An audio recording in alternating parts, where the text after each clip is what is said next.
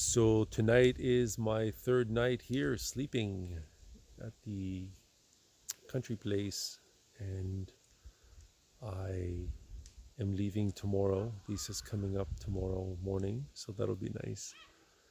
Um, I can't say that I feel super comfortable here. I do feel a lot more vulnerable. I've got millimeters separating me from the elements, from the wind, from the rain.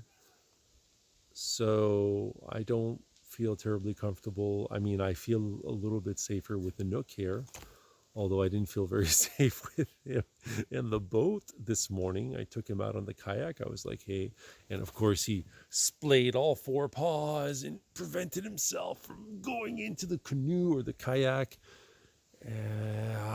Finally, I got him in and I took off and immediately regretted it. He looked really tense and he looked like he wanted to just bolt. In doing so, he would have caused the kayak to really shake, and I would have probably have tipped over. And I had my phone, and regardless of that, I was still maybe 50 feet away from the shore, and the water isn't terribly cold. Like the temperature right now tonight is going down to 11, and we're June 6th. So yeah, things are a little slow in getting super warm. So that's it. So that's what's happening with that, with the camping, with the cold, with Nook. And in terms of they've started an open air fire. Isn't that interesting? My neighbors here who threatened one of my workers. Sorry, I can't. Can you see it over there? Right there. Yeah, they threatened my worker or my contractor who was, well, who did all of this, cleaned up all the land of all the major trees, that if he went on their land, they would report him and report me for not having a permit and doing this work. So, yeah, not super impressed by that. Anyhow, so Mr. Leggett came over today, and as I told Lisa, I was a little bit irritated at this point because this man, probably every time I'm here, he came here yesterday, came here today. He made sure that I understood not to lock the gate, to close it, yet not to lock it. I was doing that intentionally because these people had irritated me, so I was being a little bit passive aggressive. So I was constantly locking the gate. Hey, Roman, go lock the gate. Giving him the key, go lock the gate. So yeah, so they actually came here and informed us that it was enough to no longer lock the gate. So I irritated them. And as well, there's a path down here, the old Vicarage Road. I don't know if we can see it. I can't control this, man. Anyways, just over the crest, there's the old Vicarage Road, and there's a big log in the middle, and Mr. Liggett put that there to prevent ATV drivers. So I'm going to let that one slide. I will remove it afterwards.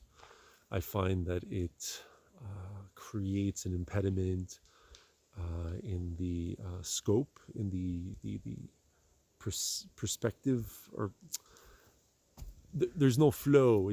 It's not continuous. There's an interruption in my field of vision, and I don't like it. It just bothers me.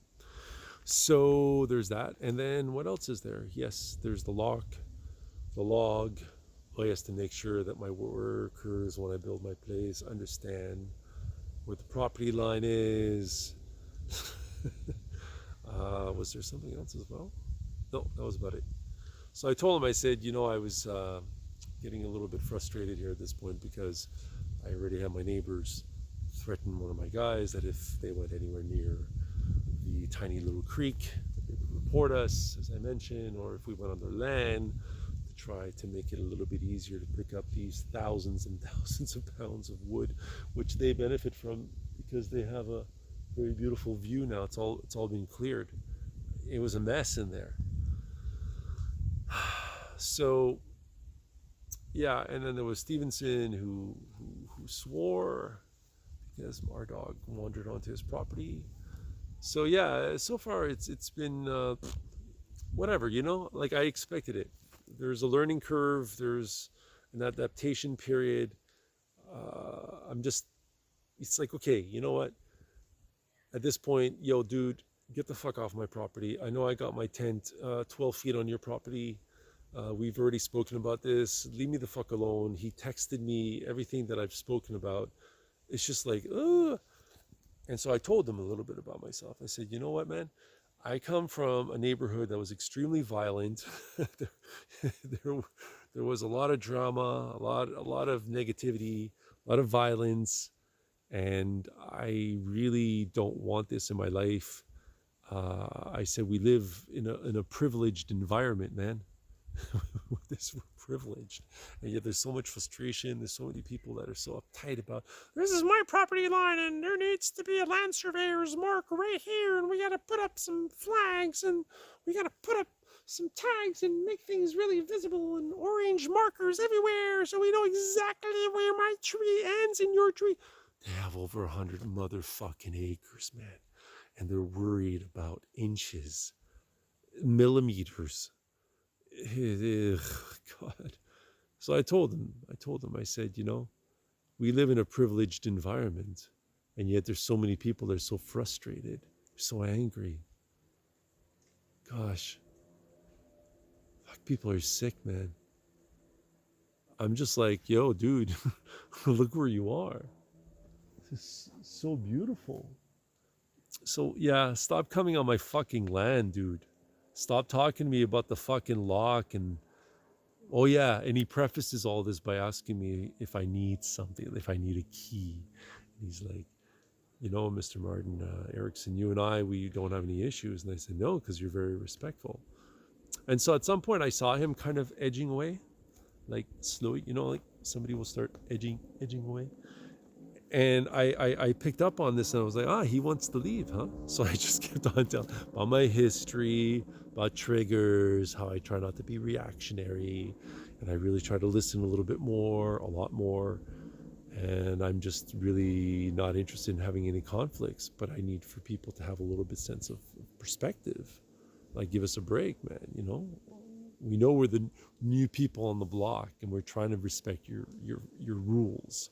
Just give us a fucking break and stay off our fucking land with your stupidities. So that's it. That's where I'm at. And Lisa's like upset today and frustrated and concerned about things. What is she concerned about? She's concerned about. What is she concerned about? Her hang-ups. People invading her space. Anyways, Buddy's got an ATV. Yes, I'm a little bit jealous. However, this happiness that they have, this driving around, it's all momentary. And for me, it wouldn't be sustainable. So, jealous of what? The perception of a better life. I'm a little bit disappointed with Eva. She bailed, or didn't really bail, but didn't make much of an effort to come here. And really, I see her as someone who constantly needs people in her life. She needs to have somebody there at all times. And yet she just continues doing her own thing. People become like background music.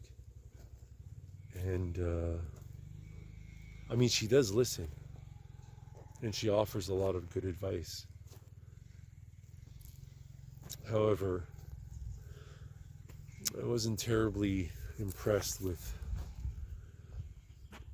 her. Just like, she reached out to me twice, and if I go to her place, it's fine. But you know, a lot of people have those issues. How come we're always over at your place? Why are you always out? So she doesn't really just like to sit and do nothing.